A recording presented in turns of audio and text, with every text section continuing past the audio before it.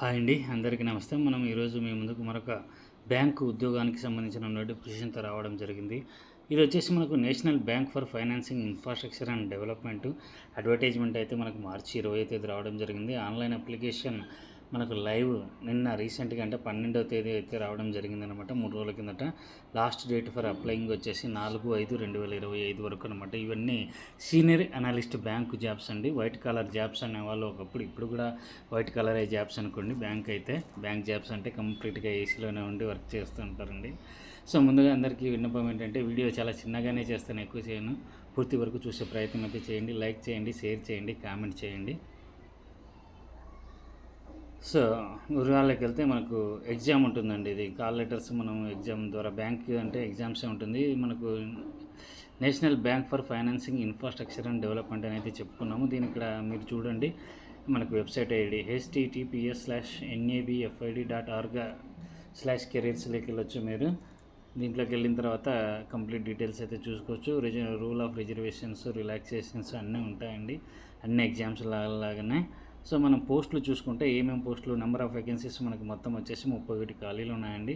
ఇక్కడ leading operations, leading project finance, accounts, treasury department, legal, information technology, Rajya Sabha, official language, risk management, internal audit, administration, human resource, risk management, information security, economist, మొత్తం కలిపి 31 ఉన్నాయండి రిజర్వేషన్ల వారీగా. So ఇంకా మీకు రిజర్వేషన్ల వారీగా మనకు కావాల్సిన డాక్యుమెంట్లు అవన్నీ కూడా మీ అందరికీ తెలిసిందే. మనకు అంటే ఓబీసీ కింద తీసుకోవాలనుకున్నా, లేదా బీడీ కింద అప్లై చేసుకోవాలనుకున్నా, ఎస్సీ ఎస్టీ కింద అప్లై చేసుకోవాలనుకున్నా, మనకి రిక్వైర్మెంట్ కావాల్సిన డాక్యుమెంట్లు అయితే ప్రతి గవర్నమెంట్ ఎగ్జామ్స్కైనా, ప్రైవేట్ జాబ్స్కైనా ఆల్మోస్ట్ కామన్గా ఉంటాయండి, 100% కూడా. సో ఇంకా మనకు ఏ కేటగిరీ, ఎంత పీడబ్ల్యూబీడీ అనుకుంటే అవన్నీ కూడా డీటెయిల్స్ అయితే ఇక్కడ వీళ్ళు ఇవ్వడం జరిగింది. సో అందుకనే నేను అవన్నీ ఇక్కడ ఏం చెప్పడం లేదు. మనం ఎలిజిబిలిటీ చూసుకుంటే the cut off date for the all eligibility criteria, age and educational qualification గురించి మాట్లాడుకుందాం. ఏజ్ వచ్చేసి మినిమం 21 ఇయర్స్, మ్యాక్సిమం 40 ఇయర్స్ అనమాట. సో 2004 మరియు మనకు 1985కు ముందు అయితే పుట్టి ఉండకూడదని ఇస్తూ ఉన్నారనమాట. సో ఎస్సీ ఎస్టీ వాళ్ళకు మనకు 5 ఇయర్స్ రిలాక్సేషన్ ఉంటుంది. ఓబీసీ వాళ్ళకు నాన్ క్రిమినల్ ఇయర్ 3 ఇయర్స్. తర్వాత మనకు పీడబ్ల్యూబీడీలో 15, ఎస్సీ ఎస్టీ ఓబీసీ అయితే 13, జనరల్ ఈడబ్ల్యూఎస్ వాళ్ళకైతే 10 సంవత్సరాలు ఉంటుంది. అదేవిధంగా ఎక్స్ సర్వీస్ మ్యాన్ వాళ్ళకైతే 5 ఇయర్స్ వరకు అయితే ఉంటుందన్నమాట. మనకు ఇది ఎడ్యుకేషనల్ క్వాలిఫికేషన్ చూసుకుంటే మనకి ఇక్కడ స్ట్రీమ్ను బట్టి, అంటే ఏ పోస్ట్కి ఏ క్వాలిఫికేషన్స్ ఉండాలనేది ఇచ్చారో అది కూడా చూసుకోండి. ఇంకా నేను అవన్నీ అయితే చెప్పడం తెలుసుకోలేదనమాట ఇక్కడ. So post graduation, degree, diploma, అవన్నీ రిలవెంట్ పోస్ట్కి సంబంధించినటువంటి, ఫర్ ఎగ్జాంపుల్ సైబర్ సెక్యూరిటీ ఉంది. సైబర్ సెక్యూరిటీకి సంబంధించినది, సైబర్ సెక్యూరిటీలో మనకు బీటెక్లో ఇంజనీరింగ్ కానీ డిప్లొమా కానీ చేస్తే సరిపోతుంది అనమాట. ఈ విధంగా రిలవెంట్ క్వాలిఫికేషన్స్ అనమాట. ఇంకా నేను అవన్నీ మీరు చూసుకోండి ఇక్కడ. ఒకవేళ ఇన్ఫర్మేషన్ టెక్నాలజీకి సంబంధించి ఇన్ఫర్మేషన్ టెక్నాలజీ, రిస్క్ మేనేజ్మెంట్కి, fraud management, anti money laundering, ఇవన్నీకి సంబంధించినవి అయితే చూసుకోవచ్చు. ఇంట్రెస్ట్ ఉన్న వాళ్ళు అప్లై చేసుకోండి. మనకు మొత్తం 31 పోస్టులు ఉన్నాయండి. So all the educational qualifications mentioned above the should be regular full time from a university institution board recognized government of India approved by government of regulatory bodies and the final result should be have been declared on before 28/2/2025. So part టైమ్గా చేసాము లేదా open university ద్వారా చేసామంటే వీళ్ళు అంగీకరించారు అనమాట. Full టైమ్గా recognised యూనివర్సిటీని అయితే చేసి ఉండాలని అయితే చెప్తా ఉన్నారనమాట. అది గుర్తుపెట్టుకోండి. సో స్ట్రక్చర్ ఆఫ్ ఎగ్జామ్ ఇక్కడ చూసుకుంటే ప్రొఫెషనల్ నాలెడ్జ్ అనమాట. Number of questions 50, maximum marks 100, time వచ్చేసి 60 మినిట్స్ ఉంటుందన్నమాట.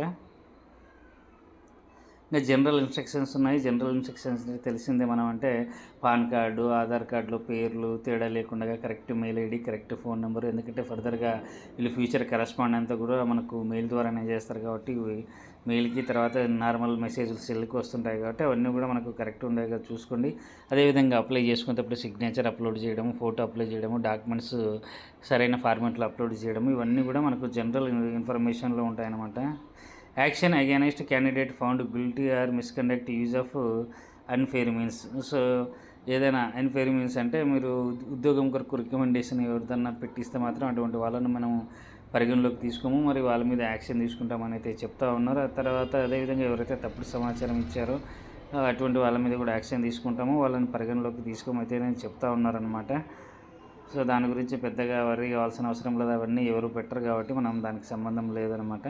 Other important information for all vacancies అయితే ఇచ్చారు. సో దీంట్లో ఏముంటాయంటే మనకు ఇంటర్వ్యూకి సంబంధించిన సమాచారం ఉంది, అదేవిధంగా బ్యాంకుదే ఫైనల్ నిర్ణయం అనేది ఉంటుందన్నమాట. సో మనం ఎటువంటి ఫర్దర్గా కరెస్పాండెన్స్కి అవకాశం ఉండదు. ఈ బ్యాంక్ వాళ్ళు మెరిట్ లిస్ట్ ఏదైతే రిలీజ్ చేస్తారో అదే ఫైనల్ నిర్ణయం అని చెప్పేసి ఇటువంటి కండిషన్స్ ఉంటాయన్నమాట.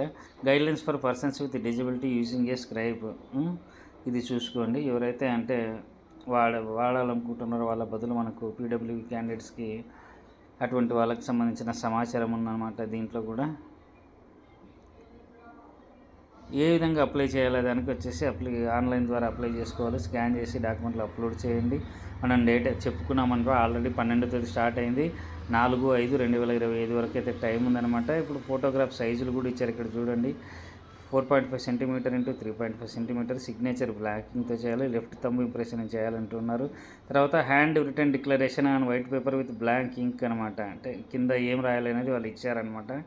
All applicable documents separately scanned in PDF format, సపరేట్గానే చేయండి. అన్ని పీడిఎఫ్లో మళ్ళీ బల్క్గా అన్ని డాక్యుమెంట్స్ అయితే చేయదండి, సపరేట్గానే చేసుకోండి. దానికి పేరు ఇచ్చేసుకోండి ఏదనేది. Signature in capital letters will not allowed. జనరల్గా సిగ్నేచర్ క్యాపిటల్ లెటర్స్లో 100% ఎవరు చేయరండి. సో అది కూడా గమనించుకోండి. లెఫ్ట్ థంబ్ ఇంప్రెషన్ అనేది ప్రాపర్గా మనం ఇంప్రెస్ చేసి స్కాన్ చేయండి అని అయితే చెప్తున్నారు అనమాట. డిక్లరేషన్లో ఏం రాయాలనేది కూడా ఇచ్చారు వీళ్ళు అనమాట. అది చూసుకోండి. అది డిక్లరేషన్లో వైట్ పేపర్ మీద బ్లాకింగ్తో రాయండి. మనకు అప్లికేషన్ ఫీ అయితే ఉంటుందన్నమాట. అప్లికేషన్ ఫీ చూసుకోండి. మనకు అప్లికేషన్ ఫీ పే చేయాలన్నమాట. ఒకసారి ఛార్జ్ పే చేసిన తర్వాత నాట్ రిఫండబుల్, అది జిఎస్టీతో ఇంక్లూడ్ కలిపి ఉంటుంది. అది అందరికీ తెలిసిన ఏటు కాబట్టి నేను చెప్పడం లేదనమాట మళ్ళీ. సో ఎవరైతే ఇంట్రెస్ట్ ఉందో వాళ్ళు అయితే మరి తప్పకుండా బ్యాంక్ ఉద్యోగాలు అయితే చాలా మంచి సీనియర్ అనలిస్ట్ జాబ్స్ అండి.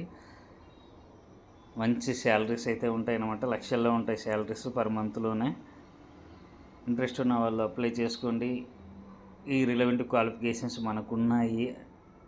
తర్వాత ఇండియాలో మనం ఎక్కడైనా తిరగగలము, చేయగలము. బ్యాంక్ ఉద్యోగాలు ఉంటేనే ఆఫీసర్ క్యాడర్లో ఎవరి స్టేట్ తిరగాల్సి ఉంటుందండి. జనరల్గా స్కేల్ 3, స్కేల్ 4 పైకి వెళ్ళే కొద్దీ కూడా మనం స్కేల్ 1, స్కేల్ 2 వరకు అయితే మన లోకల్ ఏరియాలోనే చేయడానికి అవకాశం ఉంటుంది. సో లొకేషన్ రిమూవ్ అవుతాము అనుకునే వాళ్ళు అయితే హ్యాపీగా అప్లై చేసుకోండి. All the best. Thank you.